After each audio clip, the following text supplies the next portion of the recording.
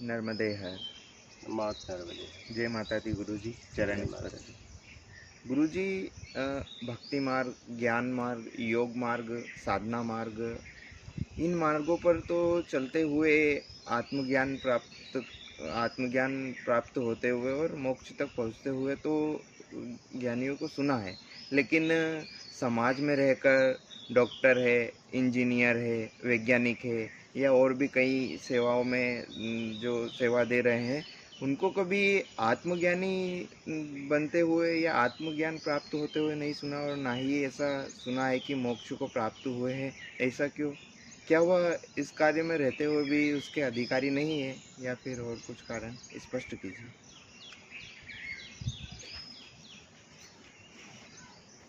देखिए,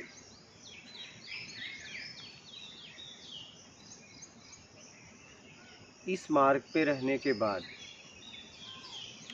अगर कोई प्रयास करेगा अध्यात्म की तरफ, अपने स्वयं को समझने का, और अध्यात्म को पूरी तरह समझ के राग द्वेष मोह आसक्ति इच्छा अपेक्षा मेरा कर्ता के भाव से जब मुक्त होगा तब ना होगा।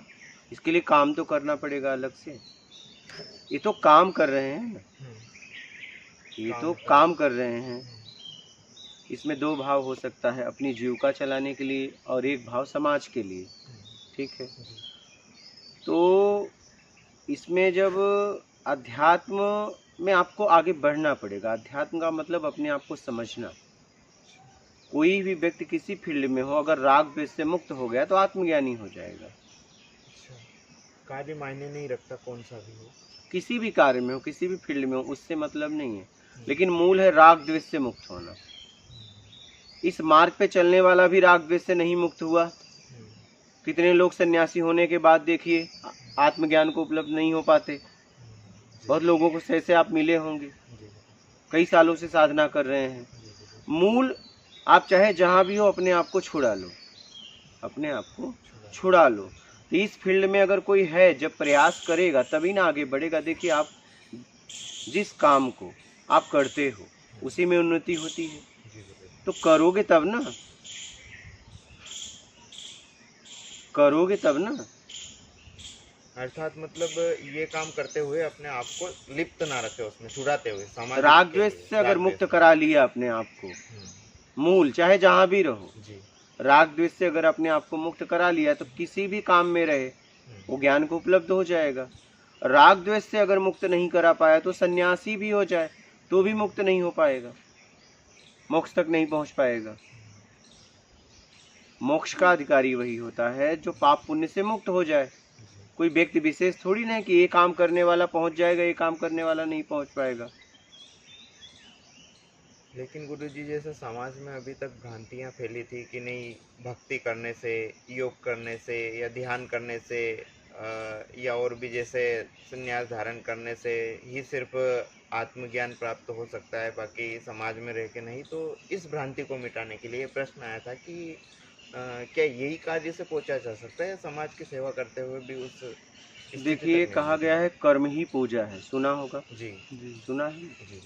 अब कौन सा कर्म? निष्काम कर्म। ऐसा नहीं अपने बच्चों का पालन पोषण करना, ये तो कर्तव्य है, दायित्व है। नहीं, अपने परिवार का भरण पोषण करना।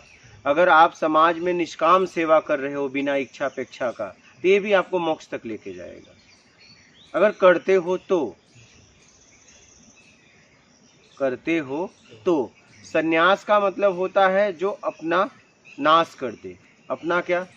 जो बनाया हुआ अस्तित्व है अहम भाव में, उसका नाश कर देना सन्यास है। गृहस्थी और सन्यासी अलग है। गृहस्थी अपने बच्चों का भरण पोषण करते हुए मुक्ति मोक्ष की तरफ बढ़ सकता है। धन कमाई ईमानदारी से, आंतरिक ईमानदारी, मेहनत और मेरे कर्म से किसी को तकलीफ ना हो, उसका आय का स्रोत ईमानदारी का हो। और सन्यासी का भाव ये होता है कि मैं ज्ञान को उपलब्ध होऊंगा, समाज की व्यवस्था का उपयोग करता है अपनी साधना में, और ज्ञान होने के बाद समाज को ज्ञान देता है। समाज ने जो उसे सहायता किया था उसकी भरपाई ज्ञान दे के वो करता है। ठीक है। और सन्यास का मतलब अपना नाश कर देना। अपना क्या, अपने बनाए हुए अस्तित्व को, जो हमने अहम भाव में अस्तित्व बनाया है उसका नाश कर देना संन्यास है। तो आप कहीं से भी कर सकते हो, लेकिन इसके लिए आपको प्रयास करना पड़ेगा, इसके लिए आपको प्रयास करना पड़ेगा। अर्जुन गृहस्थी में रह के युद्ध करते हुए भी ज्ञान को प्राप्त हुए कि नहीं हुए, बताओ। हाँ, उन्होंने अपने कर्म को भी किया, लेकिन निष्काम किया। क्या? निष्काम कर्म किया, बिना इच्छा अपेक्षा का कर्म किया, राग द्वेष मोह आसक्ति इच्छा अपेक्षा मेरा कर्ता के भाव से छुड़ा के कर्म किया, और मुक्ति से मोक्ष तक पहुँचे ना, ज्ञान को उपलब्ध हुए ना, हुए। तो आप अपने काम को करते हुए कर सकते हो। जब निष्काम काम आप समाज में कार्य करोगे तो, निष्काम भाव से करोगे तो, बिना इच्छा अपेक्षा का करोगे तो, ईमानदारी से करोगे तो, ईमानदारी मुक्ति है बेईमानी बंधन, तो करोगे तब होगा। आप चाहे कहीं भी रहो, चाहे गृहस्थ में रहो चाहे सन्यासी रहो। देखो गृहस्थ में भी ऐसे महापुरुष हुए जो गृहस्थ जीवन जीते हुए भी मुक्ति से मोक्ष तक पहुँचे, ज्ञान को उपलब्ध हुए ना। ऐसे कितने भी संत हुए। आप देखो मैं कहाँ से हो सकता हूँ, वो आप देखो कि मैं कैसे हो सकता हूँ, कैसे अपने आप को छुड़ा सकता हूँ, कैसे मैं अपनी स्थिति पहुँच सकता हूँ, ये आपको देखना है।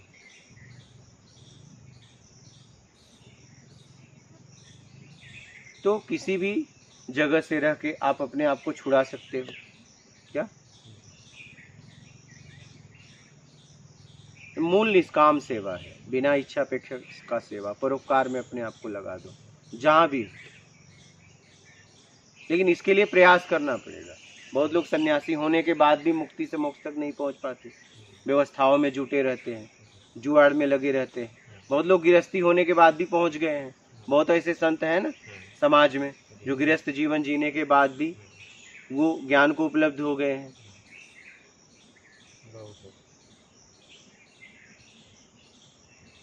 तो इसके लिए आपको काम करना पड़ेगा, इसके लिए काम करना पड़ेगा, ईमानदारी से जीवन जीना पड़ेगा। कर्म करते हुए छल कपट चोरी बेईमानी चापलूसी मक्कारी धूर्तता पाखंड नहीं करनी है, पूरी तरह ईमानदारी से जीवन जीना है।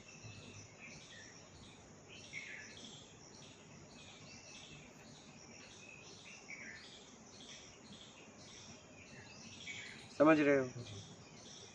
और कोई प्रश्न है? तो कहीं से भी हो सकता है, ऐसा नहीं है कि आपको सन्यासी बनना पड़ेगा या आपको गृहस्थी रहना पड़ेगा। भूख लगती है, देखिए, या हम पैसे से खरीद के खाएं या कोई हमें खिला दे, पेट तो दोनों में भरता है कि नहीं भरता? लेकिन छीन के खाओगे तब वो घुटन देगी। क्या? क्योंकि उसका अनेक श्राप आपको लगेगा। कोई देखो आपको खिला देता है, आप कहते हो कुछ दूं क्या, बोलता है नहीं नहीं हमने सेवा किया, तो देखो वहाँ कोई बंधन रहता है। लेकिन आप छीन के खा लो तो हमेशा आपको याद आएगा और आपको सताएगा। छीन के कुछ मत करो, ईमानदारी से जीवन जियो। ईमानदारी तपस्या है, तप है। समझ रहे हो? आपने बचपन में या कभी सुना होगा, सच बराबर तप नहीं, झूठ बराबर पाप। सुना है? सुना है। तो बचपन से ही तो हमें सिखाया जा रहा है, फिर भी हम बेईमानी में पड़े हैं कि बिना ऊपरी कमाई के चलेगा नहीं, बेईमानी बिना जीवन नहीं चलेगा। तो बचपन से तो हमें सिखाया जा रहा है सच बराबर तप नहीं, झूठ बराबर पाप। सच्चाई पे चलना ही तपस्या है। अभी इस तपस्या को छोड़ के आप कहीं भी लग जाओ, अगर ये नहीं करोगे तो आप भटकते रह जाओगे, और ये कर लिए तो ये सब होता जाएगा। क्या होता जाएगा? तो जीवन में ईमानदारी अपना लो, ईमानदारी मूल। ईमानदारी अपनाते हुए जीवन में आगे बढ़ो, और किसी भी तरीके से जहां भी रहो अपना आत्मिक कल्याण करो, आत्मचिंतन करो। अपने आप को समय देना पड़ेगा। जिस काम में आप अपने आप को समय दोगे उसी काम में उन्नति होगी ना, लेकिन समय देना पड़ेगा। समय आपको देना पड़ेगा। देखिए ना, आपके पास कुछ अगर हुआ और कुछ नहीं था तो उसके लिए आपने काम किया ना, चाहे कुछ भी हो, चाहे जैसे भी। बिना काम किए कुछ यहाँ मिलता है क्या? एक कर्म भूमि है, यहाँ करके मिलता है। यहाँ बातों से बात नहीं बनती है। ज़्यादातर क्या हो रहा है, हम बातों से बात बनाना चाहते हैं। क्या? हाँ, मेहनत करना पड़ेगा, काम करना पड़ेगा, जो चाहिए उसके लिए उस तरीके से मेहनत करना पड़ेगा। चाहे आप जहाँ भी रहो, चाहे सन्यासी रहो, चाहे गृहस्थी में रहो, जो चाहिए उसके लिए काम करना पड़ेगा और उसमें आपको समय देना पड़ेगा। और हर रोज देखो ना, रस्सी कुएं पे कैसे पत्थर को काट देती है। एक आदमी, दोनों का नया कुआं हो और एक आदमी साल भर पानी काटता रहे और एक बार पहले दिन जाए और साल के आखिरी दिन, तो कटा हुआ कहाँ मिलेगा पत्थर? जो 12 महीने से वो लगातार लगा रहा, और जो एक दिन गया और लास्ट में गया तो उसका कुछ मिलेगा क्या? वो एक दिन में रस्सी तोड़ देगा। क्या? रस्सी तोड़ दे, रस्सी टूट जाएगी, उसकी रस्सी टूट जाएगी लेकिन कटेगा नहीं। कटेगा। लेकिन वही आदमी एक ही रस्सी से धीरे धीरे धीरे धीरे धीरे धीरे धीरे, जब तक वो रस्सी चली नहीं दूसरा लाया, लेकिन वो धीरे धीरे उसी रस्सी से पत्थर काट देता है ना। लेकिन एक दिन में हो सकता है, 2 दिन में हो सकता है, सालों का अभ्यास करना पड़ता है, सालों लग जाते हैं। वैसे ही अपने आप को समझने के लिए आपको समय देना पड़ेगा। हम क्या है, समय नहीं देते हैं, बस कुछ देर बातें करेंगे, बस बातों से सोच रहे हैं पहुंच जाएं। अगर बातों से कुएं पे अगर रस्सी काटो, बातों से कट जाएगा? नहीं कटेगा ना, नहीं कटेगा। समय देना पड़ेगा। तो समय देना पड़ेगा, कैसे भी आपको समय देना पड़ेगा। जिसमें आप ग्रोथ करना चाहते हो उसमें समय देना पड़ेगा,